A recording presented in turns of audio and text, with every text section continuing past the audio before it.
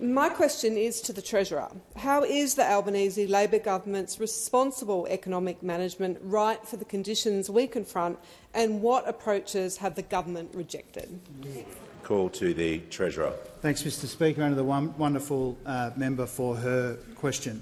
Look, the two big influences on our economy, Mr Speaker, are global uncertainty and cost of living pressures, and they're combining to slow our economy at the same time. Our economic plan anticipated this balance of risks, and we're responding with cost of living relief and budget repair and investments to make our economy more resilient, as I said a moment ago.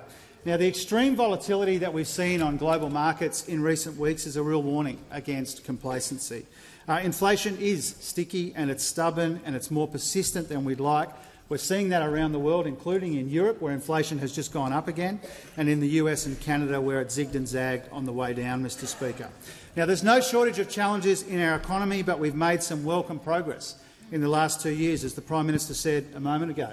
Inflation has halved on our watch. Wages growth has doubled. Almost 1 million jobs have been created, which is a record. There are tax cuts for every taxpayer. And then we've still turned, despite all of that, tax cuts, energy bill relief, we've still turned 2 big Liberal deficits into 2 big Labor surpluses. Now, Mr Speaker, those opposite don't want anyone in Australia to remember that when we came to office, inflation had a 6 in front of it. Now it has a 3 in front of it. Rates were already rising when we came to office. Wages were stagnant. The deficits were much bigger, and the budget was weighed down by rorts and waste and debt, and the Shadow Treasurer was a poster child for all that, Mr Speaker. That is their record.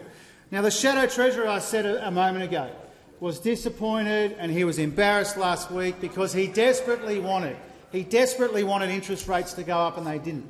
He desperately wanted underlying inflation to go up the week before, and instead it went down. Same with the monthly read, same with the quarterly read on homegrown non-tradable inflation, Mr Speaker. And as I said, most people in Australia are cheering for the interest rates and for the cost of living pressures to be alleviated in the coming months. The Shadow Treasurer wants life to get harder for people, and that's because he doesn't want anyone to say, hang on a minute, Shadow Treasurer, you say there should be $315 billion worth of cuts. Well, what are they? What does it mean for pensions and indexation?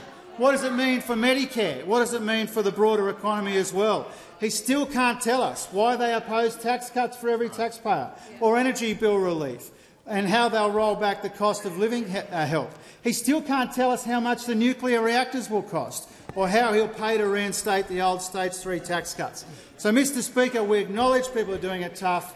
We're helping where we can in the most responsible way at the same time as we deliver these surpluses. If they had their way, inflation would be higher, interest rates would be higher, wages would be lower, and there'd be absolutely no help for people doing it tough.